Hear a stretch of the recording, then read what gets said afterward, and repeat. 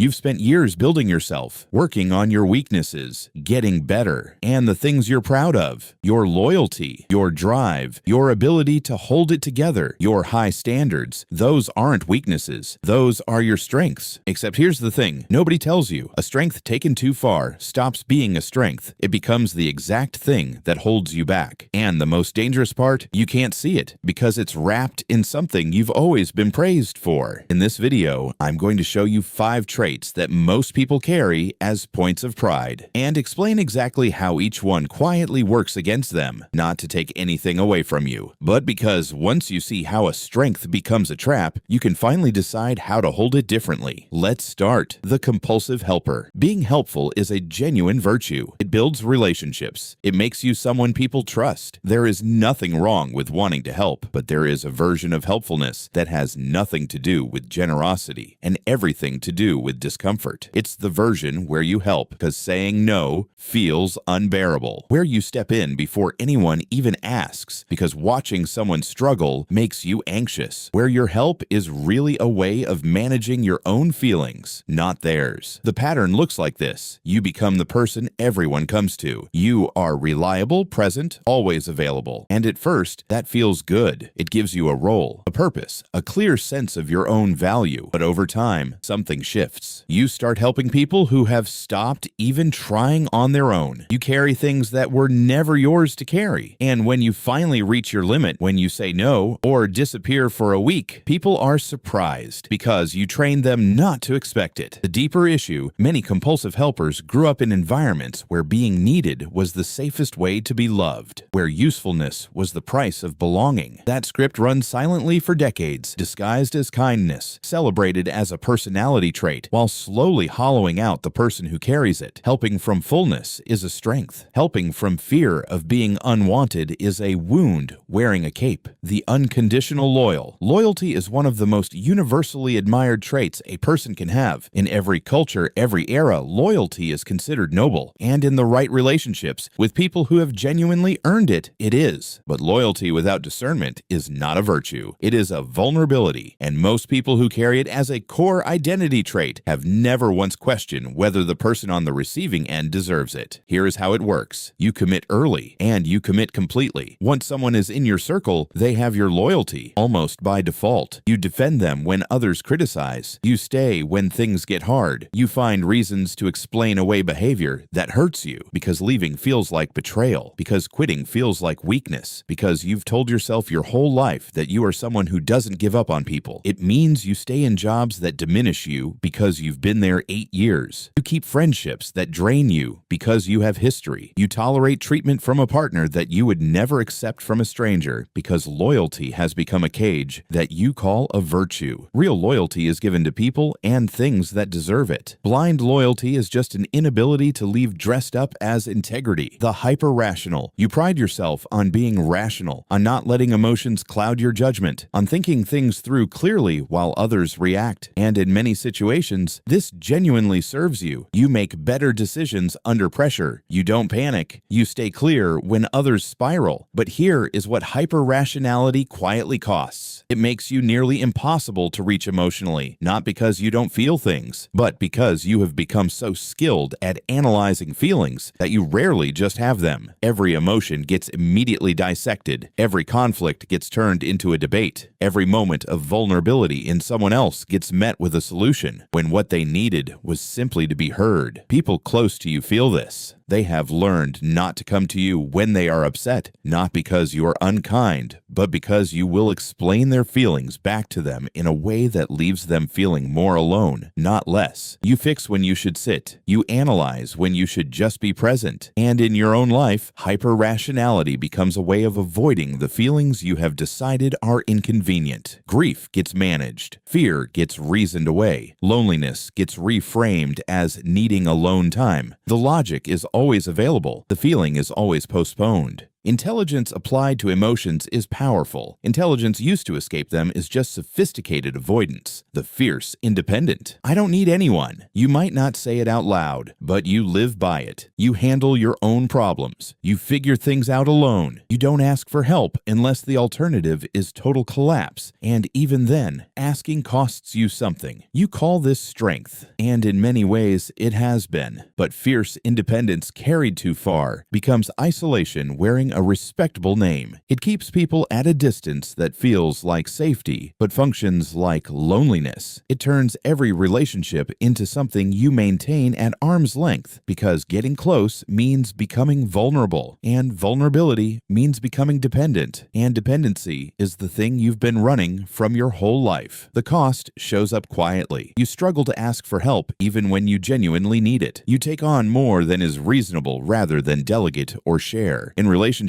partners feel shut out, not because you don't care, but because you have never learned to let someone in without feeling like you are losing something. And beneath the independence, if you look carefully, there is almost always an old belief that depending on others is dangerous, that people leave, that asking is weakness, that needing someone gives them power over you. Those beliefs made sense once, in a childhood or a relationship that taught them, but they are running an adult life now on rules that no longer apply. The strongest people are not those who need nothing. They are those who know what they need and can ask for it without shame. The High-Standards Perfectionist. You hold yourself to high standards. You notice your mistakes. You learn from failures. You push yourself to do better, be better, show up better. People admire this about you. You have achieved real things because of it. But there is a version of self-criticism that stopped being motivation a long time ago and became punishment instead, where the inner voice is not coaching you toward better, but attacking you for not already being there. Where a mistake is not processed and released, it is replayed, examined, and used as evidence of fundamental inadequacy. This version of self-criticism disguises itself as responsibility, as high standards, as I just care about quality, but the tell is in the proportion. A healthy self-critic spends 2 minutes on a mistake and moves. The perfectionist spends 2 weeks. The inner voice does not sound like a coach. It sounds like someone who has decided, at some level, that you are not enough and is collecting proof. The exhausting irony of this trait: it often produces excellent work while producing a person who cannot enjoy any of it. You finish the project and immediately move to what was wrong. You hit the goal and immediately raise it before celebrating. The finish line moves every time you reach it. High standards are a genuine strength. A voice that tells you nothing is ever good enough is not a standard. It is a wound that sounds like ambition. 5 traits, all of them real strengths, all of them capable of quietly becoming the thing that holds you back. Here is what I want you to hold on to. This is not about dismantling yourself. It is not about deciding that being helpful is bad, or that loyalty is a weakness, or that having high standards is a problem. These traits, held with awareness, are genuinely powerful. The goal is not to remove them. It is to own them consciously, instead of being run by them unconsciously. There is a difference between being helpful because you choose to be, and being helpful because you cannot tolerate the discomfort of saying no. There is a difference between loyalty freely given, and loyalty you cannot withdraw because leaving feels like a failure of character. The trait is the same. The relationship to it is everything. So here is the only question that matters from today. Which one of these 5 landed? Which one felt uncomfortably familiar? Because that recognition, that small uncomfortable click of "that's me," is not a problem. It is the beginning of something. You don't have to change everything today. Just notice one thing differently. That's enough. That's actually where it starts. If this video gave you something real, share it with someone who needs to hear it. Subscribe for more Psychology Explained Simply. New video every week. See you in the next one.